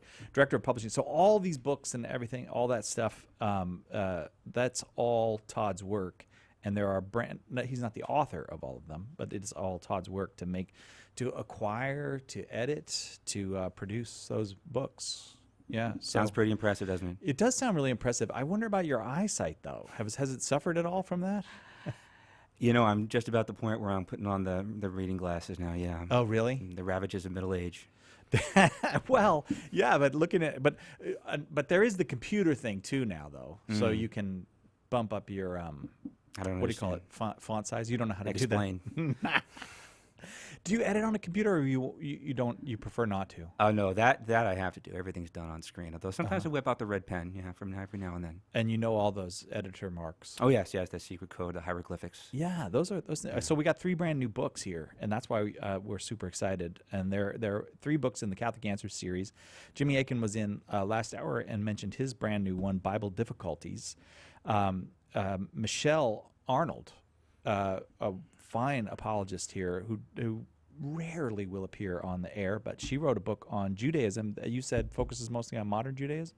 By and large, yeah. And then Stacy Trasancos, Dr. Stacy Trasancos, who will be at our conference, wrote on bioethics. So maybe can I just ask you about them? Like the 20 Answers Judaism, is this going to help a Catholic say, I pick up this book as a Catholic, is this going to help me to understand who Jews are today and how Jewish life relates to Catholic life in the modern world, all that? What am I going to understand? Yeah, both of those things for sure. Pope John Paul II said that Jews are our elder brothers in the faith. Mm-hmm. And I don't think it's untrue to say that if we want to understand Christianity, if we wanted to understand Catholicism, we have to know where we came from. And the roots of our faith are Jewish. And so, although, as you say, Michelle's booklet focuses more on modern Judaism, its different groups, its holidays, its practices. You can't get there without also, going a little bit through Judaism's history and the Old Testament. Yep. And these 20 Answers books, the idea is I can sit down with this. It's not going to be a commitment of months' time or something. No, that's the great thing about the 20 Answers series. So we have 29 titles now. in this series, and they're all real quick, easy reads, but they get you the information that you need without a big investment of time. Right. So how was that? I joked about it not being hard to write the bioethics book, but 28 Answers Bioethics in this day and age. Well, and I have to give Stacy so much credit. You mentioned her before, Dr. Stacy Trasenko. She's a doctor of chemistry and a theologian and a Texan. She's a triple threat. And a Texan. So this was one of the hardest ones collectively we've ever had to work on, because first of all, to get it right. I mean, we're facing some scary times ahead in this medical scientific technology field. Yeah. We've got things on the horizon right now that would blow away what sci-fi writers came up with just a few years ago. Right. And Catholics who are interested in preserving the truth about the human person and the dignity of human life need to be aware of these things and know how to speak to the culture about them. And she nailed it. She did. Yeah. That's good. Well, she's awful good, Dr. Trasenkos. And then Bible Difficulties, Jimmy Akins. How many of these has Jimmy Akin written for you? Do you know? Do you even the 20 Answers booklets? Yeah. Just a few, maybe 3 or 4. Yeah, Trent Warren is our reigning champion on the 20 Answers What's titles. What's he up to? He must have done 7 or 8 of these by now. Really? Because I was saying to Jim Blackburn, I thought at 4 Jim was in the lead or was near the lead. Jim's mid-pack, but really? He's probably right in there with Jimmy. Yeah. Do any of these sound appealing to you, Jim Blackburn? You feel like you're going to get any of these books? You know, I want to have them all in my library. I think that they just well, I'm not giving you all of them. Resource. Oh, okay. All right. All right. You're like Saint Therese of Lisieux. I take all. So 29 of these now, and this is like getting a theological education reading these 29. You're going to understand your faith in a profound way if you. Yeah. Well, you know, every year we do the 20 Answers Challenge, which is. It's a challenge to get through all of our 20 Answers titles during Lent. So it's got a spiritual component and a kind of a catechetical component, of course, an apologetical one as well. Yeah. How can people get them? www.catholic.com. Go to Catholic.com. And so now you can still order them as a set, but the set keeps getting bigger and bigger, right? So It does. And I know that our marketing folks have all kinds of different packages and samplers and ways to order them in an economical fashion. I'm not fully up on what those are right now. Yeah. Oh, okay. All right. 20 Answers Bible Difficulties, 20 Answers Bioethics, and 20 Answers Judaism are. You know what, the Judaism one? Like, do we have any like Jews who can read it for us and kind of go, yeah, you're on track, you're off track there? Or? Well, Michelle actually did have. She has some rabbi friends that she consulted with during the writing. I see. Yeah. You know, there's some sensitivities in this subject, especially. Yeah. And Michelle is really on top of those, particularly when it comes to the question of, as some Catholics want to do in a perfectly innocent way, kind of co-opting certain Jewish holidays and practices. Oh, yeah. And incorporating them and Christianizing them. Right. And even though the intentions may be good there are some sensitivities you should be aware of. Yeah, right. Fair enough. Well, is there anything I didn't get to that I was supposed to get to? No, I think we did everything. Did we? We didn't talk about Jimmy's booklet enough. It really deserved more than we talked about. Well, Jimmy was in here talking about it. Okay. Well, then. So, and he said it's not exactly a small copy of Trent's book, because he covers some things that Trent doesn't and Trent doesn't, but that this is a good basic look at the most common difficulties people have. Yeah, I think that's fair to say. It's, as Jimmy probably told you, it's split half into principles for understanding Bible difficulties and then half into kind of hard evidence on specifics. Yeah, and it takes Jimmy forever to write these things. He told us it took him more than a week to write this. I think he did it. I think he dictated it into his phone on the way to work one day. I doubt it. His house is like 7 minutes from here. There's no way you couldn't even read it that fast. Jimmy's a marvel with this. Yeah. Hey, Todd, so many great things coming out from Catholic Answers Press. It's just, it's exciting, isn't it? Yeah, we definitely are excited. Yeah, cool. And what about Dr. Trasenko? Is she going to write anything else for us? Is she going to write a big tome for us? I would love for her to, and I'm hoping, especially when we see her this fall at our Catholic Answers conference, that we'll have some talks about that. Yeah, because she may be getting too big for her britches. I don't know. She's also to be found on Catholic Answers magazine online, our online daily That's right. magazine. She's a frequent contributor there as well. Really good. Okay, so 3 brand new 20 Answers books from Catholic Answers Press. Bible Difficulties, Judaism, and Bioethics. They go along with 26 other 20 Answers books on just almost everything you could want to know as a Catholic. Getting there. You're getting there. Yeah. Thanks, Todd Aguilar. This was really fun. Thanks, I had fun too. And you're going to do the like panel shows with us now on Fridays? Just heard about that today, so I can't wait. You know? Okay, good. We got a yes. All right, Blackburn, back to you. You ready? Okay, I'm ready. Okay, thanks, Todd. Thanks very much. Let's see if we can get a call in here before we have to go to take the quick break. Let's go to Pius in Richmond, Texas, listening on Guadalupe Radio. Pius, you are on with Jim Blackburn. Your question, please. Yes, thank you so much for taking my call. I have been a Catholic all my life, and as I grew up, I have researched and spoke to a lot of priests who are my friends. And I have had a question in my mind that how does the church determine that a person who has departed from here has gone to heaven or hell if it is true that God is the only person that can tell what is on a person's heart, like what is the level of faith in Jesus Christ, which is one of the ways that we go to heaven, if the person believes or not, or if whatever they are doing is good with God or not. But how we... Okay, Pius, I'm going to let Jim start to answer that because we're coming up to the bottom of the hour. But how do we know, Jim, that a saint is in heaven if we can't know anything about what's in their heart? Only God knows that. Okay, great question. Jesus did say that the judgment has been given to him. Of course, he's speaking particularly of condemnation. So the church never states definitively that anyone is in hell. But given evidence, and an examination in the canonization process, the church can determine that someone is in heaven. And so maybe pick that up from there. Let's do that. After the break. Okay. Yeah, I didn't manage the clock there well, Pius. If you could just hang on, we'll get the rest of Jim's answer and your any further questions you might have when we come back after the break.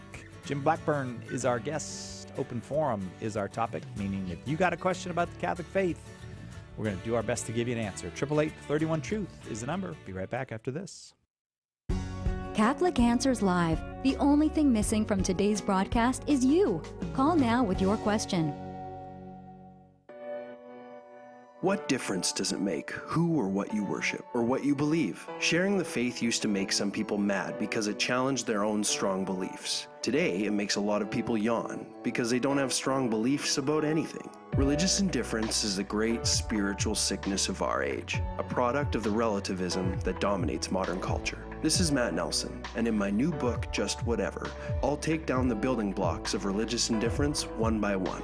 We'll look at the different kinds of indifference you tend to encounter in your friends and family members to see where they come from and why they're seductive. What you believe matters. Find out why and what to do about it in my new book, Just Whatever. You can order your copy of Just Whatever by calling 1-888-291-8000, by visiting the shop at Catholic.com, or asking for it at a good Catholic bookstore near you. God helps those who help themselves. Preach the gospel always. When necessary, use words. We all hear sayings like these, and we assume they come from the Bible, the saints, or famous Christian writers. Nobody can seem to place their origin, but by sheer repetition, they've acquired a halo of truth. In my new book, What the Saints Never Said, I look at over 40 of these well-known sayings and track them back to their original sources. You'll be surprised at what I found. Some are close to what was really said. Many were misattributed or twisted beyond their original meaning, and more than a few of these sayings were simply made up. I hope by setting the record straight, I can make you aware of the theological errors that can lead us away from the faith and offer you authentic quotes from Scripture, saints, and scholars that will draw you closer to our faith. Get your copy of What the Saints Never Said by calling 1-888-291-8000, by visiting the shop at Catholic.com, or by asking for it at a good Catholic bookstore near you.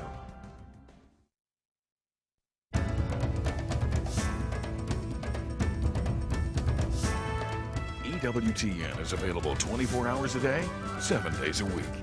If your cable or satellite provider doesn't carry EWTN's full programming lineup, give them a call and let them know you would like to receive EWTN 24 hours a day, 7 days a week. For more information, go to EWTN.com and click on television. Woohoo! There it is. Don't talk, Nick. Let it play. Nope. That's right. A little bit of the groovy music. I forgot. I didn't see it coming. There's the Thursday groovy music.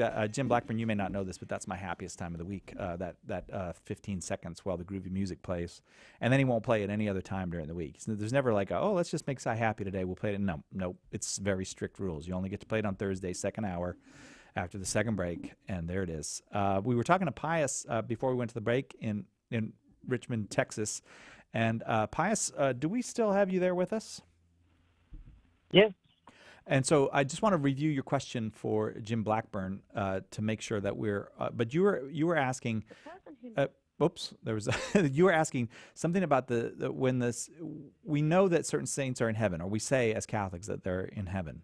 But how can we know that if we can't know their hearts? Am I correct about that?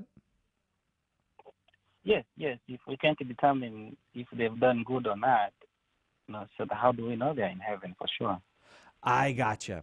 Okay, so Jim had only just begun to answer that question I'm going to give you a little bit of an answer here because I know where Jim was going, and we have a minor technical difficulty I'm noticing it. But he began by talking about Jesus as the judge, and Jesus makes clear to us in Scripture that he's the judge, that he has the power, or that's the seat he sits on. That's his position. I know that what Jim further was going to say, or would have gotten to, is that Christ conferred on the church the power of binding and loosing, that what the church says, which the church declares as true is true, or what the church declares as held is held, and what the church declares as untrue, or what the church says, no, you don't have to do that. Those things are as well. Those things are as well are true, and that's the basic power of binding and loosing given to St. Peter and to the apostles.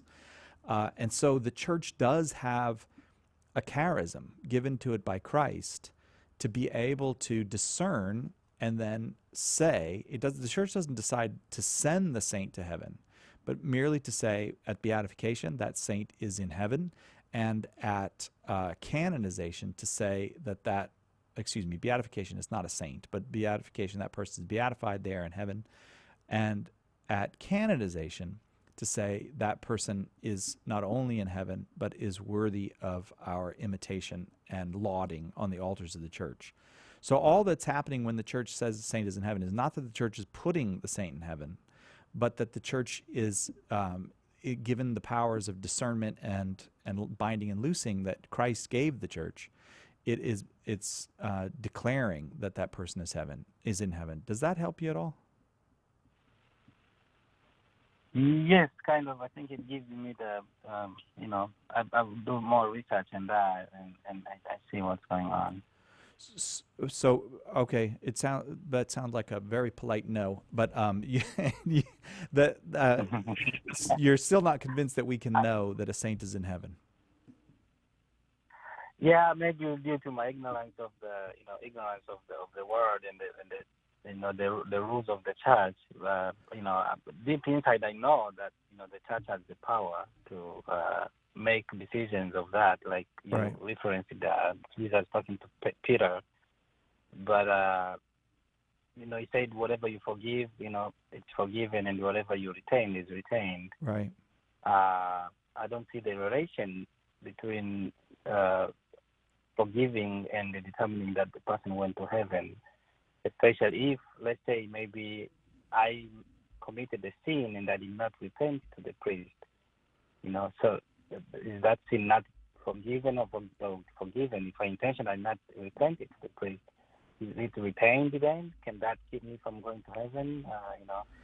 I may not make sense, but I think those are the questions. No, I think I'm following you, but I will stress Yeah. that the church doesn't have the authority to judge your heart or mine or anybody else's. That's not what it's the power to declare that we know for certain that the person is in heaven. But it's certainly true that yes, if you have unrepentant sin on your soul, that especially deadly sin, that has the potential to exclude you eternally from heaven. And but it's not the case that Mother Teresa didn't die with that on her soul, not because the church says so, but because it's the case, and God allows the church to discern that and declare that Mother Teresa is in heaven. Okay. All right. Okay. Thank you so much. All right. Yeah. You're welcome. Boy, Jim Blackburn and I are a really good team. The two of us are very impressive. Are we still looking for Jim? Okay. We don't know what happened. I hope Jim's are. I can hear you. Yes. Hi, Jim. Well, we have Josiah in Fishers, Indiana, on the phone. Josiah, you are on with Jim Blackburn. Your question, please. Hi. I was just wondering what Mr. Blackburn's opinion on the internet star Dr. Jordan B. Peterson is, and what he thinks about his newest book, if he's read it. Okay, Josiah, yes. I have not read Dr. Peterson's book. I'm not really very familiar with him. I've seen a couple of interviews that he's done. I've seen them online. I find him to be very articulate, and in the interviews that I've seen, he seems to largely agree with Christian doctrine. I don't know. I don't think he's a Catholic. I'm not sure he's even a Christian. But from what I've seen of him, he seems to have good arguments for a lot of what he's talking about. But that being said, I've only seen a couple of videos of him, so I can't sign off one way or the other on him. What I'd recommend that you do is this would be a great question to post on the Catholic Answers forums, the discussion forums.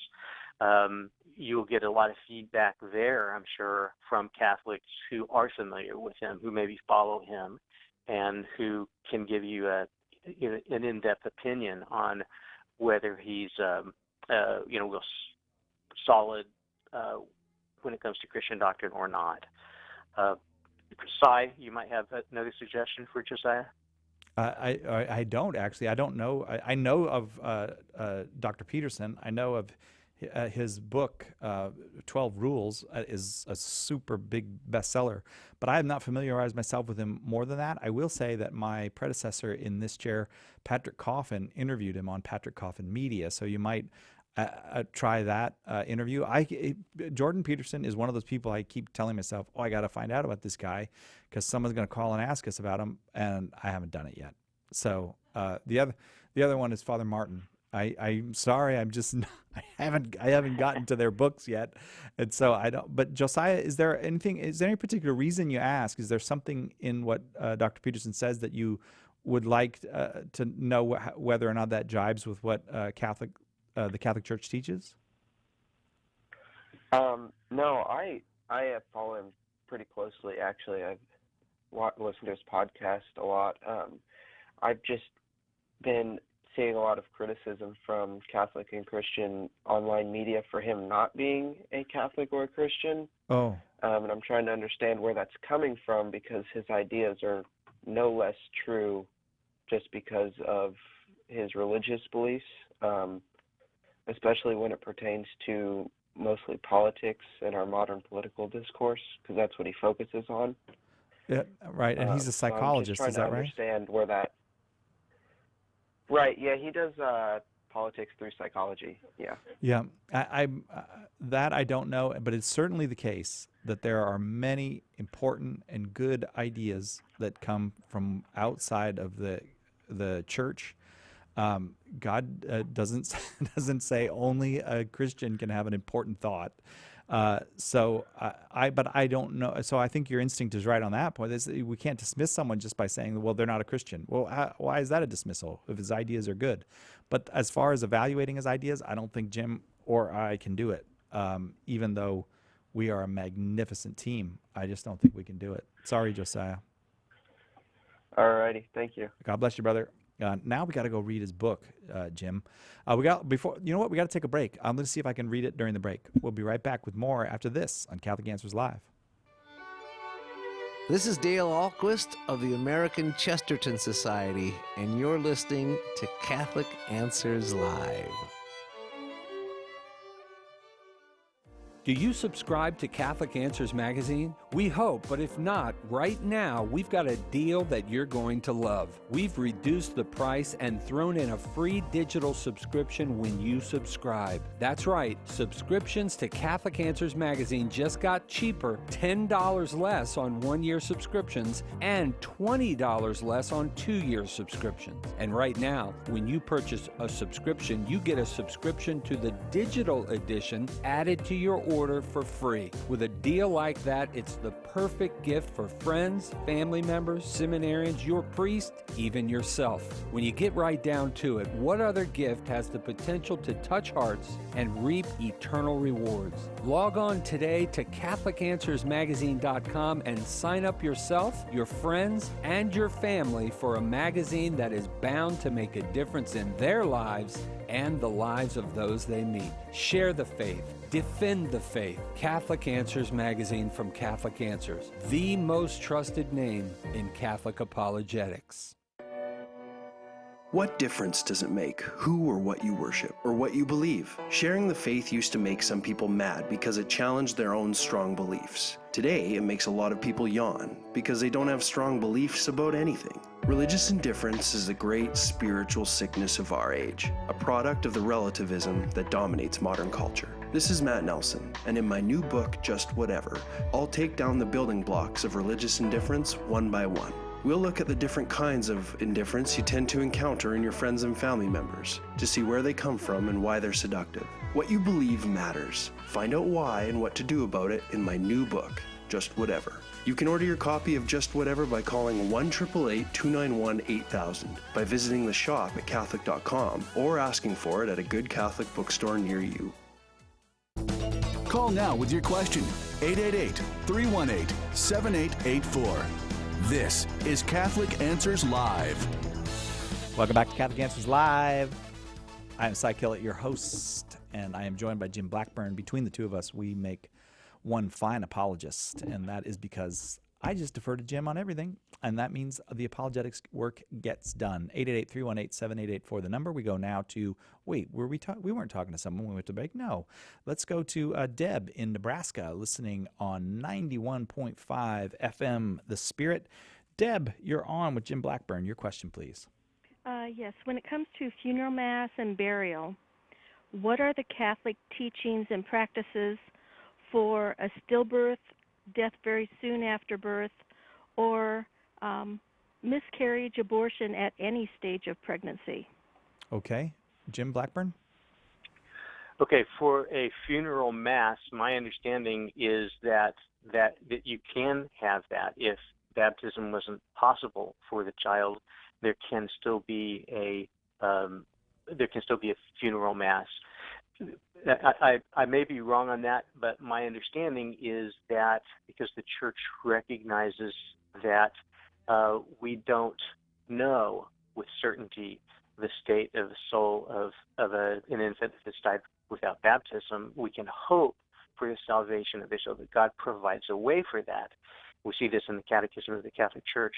The Church recently, 5 years ago or so, took this issue up in a document as well. You can find it on the Vatican website or the U.S. Bishop's website. The idea of the limbo of the infants, for example, is something that, while it has been a theological speculation, in the history of the church, it's not something that modern theologians are holding to so much. Modern theologians look at Jesus' words, "Let the children come to me," and recognize that while baptism is the ordinary means of initially receiving salvation, receiving the grace that's necessary for salvation, that God is not bound by that sacrament. And there are other ways that those graces can be received, such as through baptism of desire or baptism of blood, such as martyrs, when martyrs die for the faith. So infants who die without baptism, we can hope for their salvation. Now, as far as a funeral mass, whether a funeral mass, I'd have to check the book on the rites. It's called The Rites, and there's an Order of Christian Funerals in there that's probably available, Deb, at your parish library.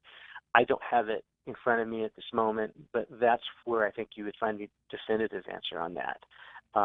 So hope that helps. Okay, Deb?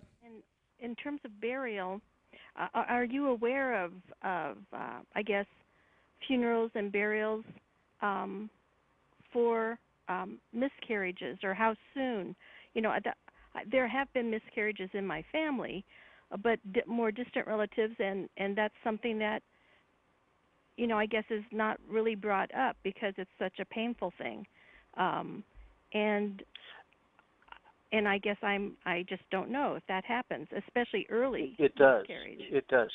Catholic funeral. In fact, if when it does happen, the parents or whoever's helping out can ask for a Catholic funeral director or Catholic funeral home to receive the remains of the. These are human remains of a deceased person, and they should be treated as such. And this is something that Catholic funeral homes will carry out. The Mass part of it is the question I wasn't real certain about, but I would think that that a Mass could be offered as well, whether it's for the hope of the salvation of the child, since we just don't know. That would seem to be the reason for a funeral Mass in that case. Deb, so I hope that helps some, Deb. I do too. Deb, thank you very much for that call. You know, something I learned a few years ago, Jim, that I never understood is a guy who runs a Catholic cemetery told me, you know, Catholic cemeteries are ministries, and that people should remember that. And if you need help, maybe there's a poor person who died, or you're not. The Catholic cemetery folks think of themselves as engaged in a ministry, and they do engage in a ministry, and you should call them if you have questions and need help with those kinds of things. Great resource. Yeah, right. And that's why you should support your Catholic cemeteries too, because you know, burying the dead, that kind of thing. These are works of mercy, and these are wonderful places in many cases. Aaron in Seattle, Washington, watching on Facebook. You are up next with Jim Blackburn. Your question, please. Hello. Jesus Christ affirms that the greatest commandment is to love the Lord your God with all your heart, with all your soul, with all your mind, and with all your strength. But how can I love God in such a way if I can't see him or perceive him with my other four senses? Oh, okay, Aaron, that's a great question. I think it really, the way that to approach this is to understand what is love. And, of course, we know God is love. And so how do we love God, especially with all our heart, all our soul, all our mind, and all our strength? One clue to this, I think, can be found in Jesus' words, where in John's Gospel, Jesus says, "If you love me, you will keep my commandments. He who does not love me does not keep my words." The idea here being that it's love of God is following him, following his commandments, keeping his commandments, embracing the truth that he has given us through the apostles and through apostolic succession in the church. That's how we come to know him. We can't know him in the sense that two human beings can meet and get to know each other personally on a very human level, but we can know God, we can know Jesus by understanding who he was and embracing his teaching and the beauty of it, the sacraments that he gives us for our salvation, the sacrifice he made on the cross.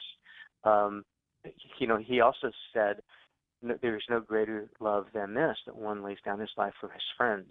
And when we look at the crucifix, we see that Jesus did that himself for us. So knowing that, we can put him first and keep his commandments, embrace his teaching in the church, and take advantage of all the gifts that he offers us through the church, its sacraments. And that's how we love God. He also, of course, said the second greatest commandment, first is to love God, the second greatest commandment is to love your neighbor as yourself. So also in loving others, we're loving God. We're keeping the second greatest commandment, which is love of neighbor. And by loving our neighbors, which our neighbors are everyone, that's a way of loving God. It all goes hand in hand. That's what he came for, is for this love, which is what we're created for, so that we can have that and then live with him eternally in that love. So does that help? Would you have a follow-up question on that, Aaron? That helps a lot, because it makes me realize how important the church he established is, so it doesn't become an abstraction. Hey, how Yes. cool, Aaron. You're right on the Great. money there. Well, Aaron, thank you so much for that call. Call back anytime. We appreciate it. I want to just move because I want to get to as many of these as I can, especially while Jim and I are doing such a great job answering questions between the two of us. Dolores in Hanford, California. You are on with Jim Blackburn. Dolores, your question, please. I'm so thankful for you guys. God bless you. Well, thank you. Listen, I live in the country, and 40 acres over is the next house.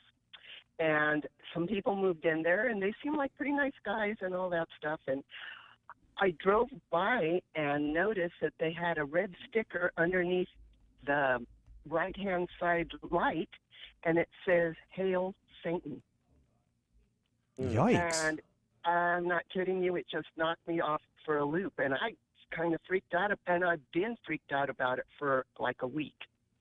And I was like, well, I'm certainly going to pray for these people, but should I throw some holy water on their Jeep? Well, you don't want to melt it. Should I ask them why they have that? My daughter-in-law said she thought maybe it was a band because they're from Florida. So I looked up that, and it said that some people that believe that Santeria, or funny religion, that terrible religion or whatever, maybe they're one of those kind of people. But I don't know. I don't know about Santeria. You might be Santa Muerte, maybe, but I don't even think that would. There's this kind of new kind of Satanism that's out there, with the Baphomet statues and all that. This idea that it's kind of an atheist Satanism that it might be connected to. I don't. And what I mean by that is they think of Satan as a symbol of a rebel. That it's like Saul Alinsky is starting his book with dedicating it to Satan. They don't really believe in Satan, much to their detriment, but they use Satan as a kind of symbol of their rebellion. Jim, I don't know. What do you make of it? Well, Dolores, how well do you know these guys? I mean, you might want to ask them about it and say, "Hey, I saw this." Which I don't have any, hey, whatever. I'm not celebrating them, but they're two nice guys. One's a pilot, and the other one works for EMP. Mm-hmm. Well, you might find out what their purpose of having that. Your daughter mentioned it's a band, possibly, and that may be the case. And yet, if you have young children, especially, or grandchildren, and they were to see that, it could be, scandalous, especially if they know these neighbors and know them to be nice guys. So I don't think it's it's out of the question to get to know your neighbor a little better, maybe, and ask. Say, I'm a Christian. I see this bumper sticker, and I'm just wondering what it means, and is it something that would be offensive to me? And if so, maybe we could talk about that, and just see what they have to say. And they might, just knowing, especially if it's something that they view as harmless, like for a band or something, knowing that you have concerns about it might be enough for them to just take it off their car, and then you don't have to worry about it anymore. But I'd say, Dolores, the best thing to do is, if you can, just go to them about it, ask them about it, and see what they have to say, and decide then how to proceed from there. What's going on? Yeah, and I'll pray to the Holy Spirit to help me with this, because I don't know why it's bothering me so much, but it's scary, I think. Definitely pray about it. Pray for them, and but it'd help maybe to know what you're praying for. If it's something they intended to be harmless and they don't see how it could be scandalous, I suspect they, again, especially if they're nice guys, they might just remove that. So best of luck with that, Dolores. And do you want to tell us what airline this guy's a pilot for? I don't want to fly that. No, just kidding, Dolores. Don't do it. I'm only joking. Thanks for the call. That's a strange one, but man, you see more and more of that stuff, don't you, Jim? Yeah, when I see something like that, I'm not afraid to ask somebody about it. So I see your bumper sticker. Just tell me about that. And oftentimes, it seems like people, but it's not what I initially expected it was. People will explain, oh, that's, like in tourists, so that's just a band, or that's right, a restaurant, or who knows, I don't know. I'm not going to Hail Satan restaurant. Jim Blackburn, it's always a pleasure. I'm sorry we had a little technical difficulty. It's very spicy there. God bless you, Jim. Tomorrow we got Jimmy Aiken in here, and who else we got? You remember? Dr. Ray Garendi. I forgot about that. See you then, God willing. Catholic Answers Live.